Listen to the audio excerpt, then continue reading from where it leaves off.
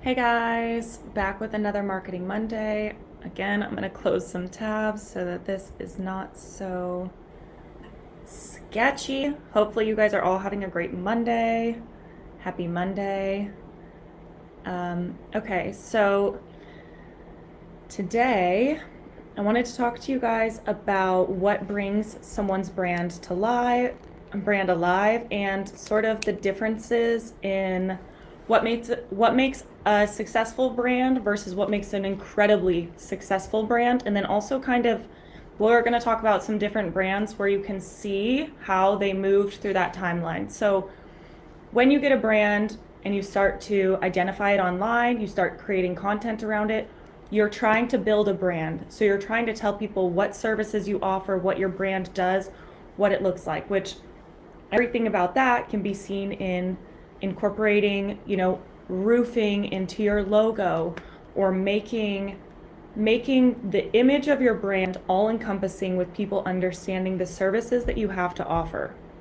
Okay, I want to talk about today when your brand is a little bit further established and how you can personify it. So all of these huge brands, you'll see that there is simultaneously a personification of them. So we think about like Nike and the Jordans. Okay, well, the Jordans came out because there was Michael Jordan, and people can't really relate to a shoe, but they can relate to the backstory of this up and coming star. And people want to, the more closely they feel they can relate to someone, the more they're going to feel like their values are in alignment with that brand, and the more they're going to buy into that brand, right? So we can see the evolution of certain brands, and when they hit a certain spot, they personify part of their brand. So whether that looks like, Apple had Steve Jobs as the CEO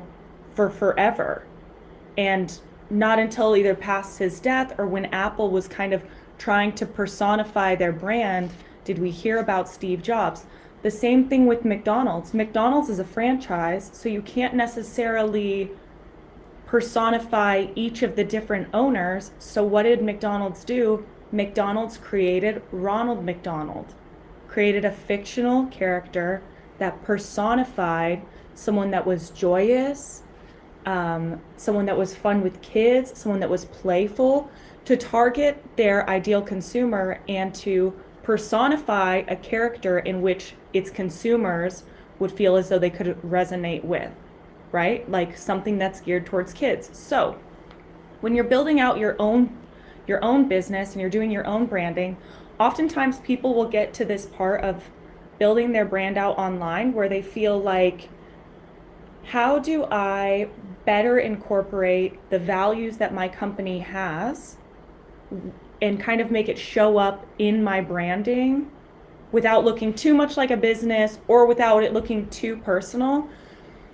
My recommendation for you guys would be, you should lean more on the personal side of your business than you should on it just being a business, because people want to bond with your business.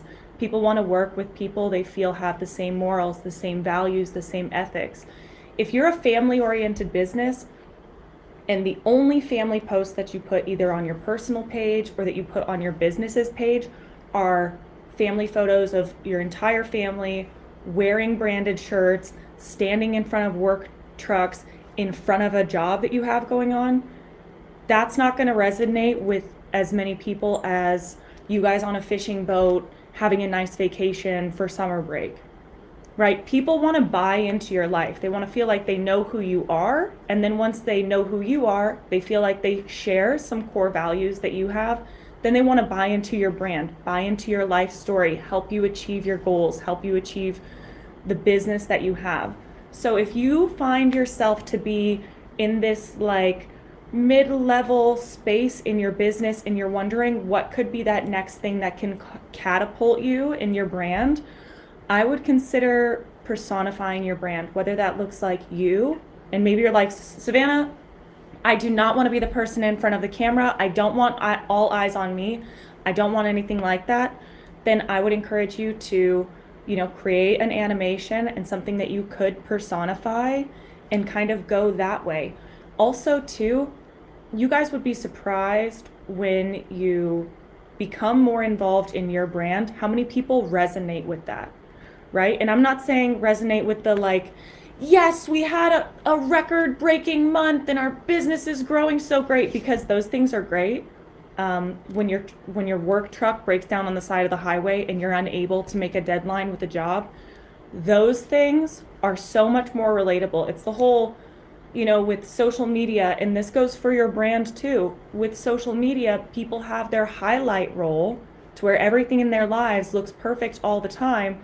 And with your business, if you share some of the challenges you're having, maybe you're having challenges hiring people and keeping a good workforce, or whatever that might look like, people are gonna, they are gonna have experienced that in their life too.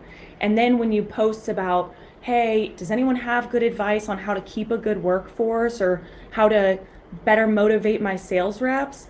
Watch the people that buy in to your company, that solicit some advice, that are starting to cheer for you, and then 6 months down the road when you're like, our sales team is huge, it's never been this big, no, like everyone's so motivated, those same people are going to be cheering for you and are going to be happy for you. So it's not just about like, okay, Savannah, I personified our brand, we're all focused about me. Okay, so if your brand is now a person, is that person just perfect all the time? Is that brand perfect all the time and shiny all the time? And I'm not saying you should portray your brand in a bad light. You shouldn't do that. But if you are having some challenges with your brand and if you have some relatable moments, you should post about those, because it's going to get people more heavily invested in who you are, your story, the timeline of your business, and them wanting to help be a part of that story. So if you guys have any questions, drop them in the DM. If you need any advice on how you could better personify your brand, or if you want me to take a look at any of the pages that you have on, like your Facebook business page, your LinkedIn company page, your Instagram page, for me to give you advice on how you could better bring people in to where they're more invested in your brand, shoot me a DM. I would be happy to do that. I think the main takeaway I want you guys to have is that a lot of people lose out on the opportunities of creating content and creating their brand online because they're worried about what they're posting. And my recommendation for you is, if you can make your brand as real as you are, as real as your life is, you're gonna attract way more people to it, way more genuine interest in it, and it's gonna just have a longer lifeline because people will actually be interested. So share your highs, share your lows.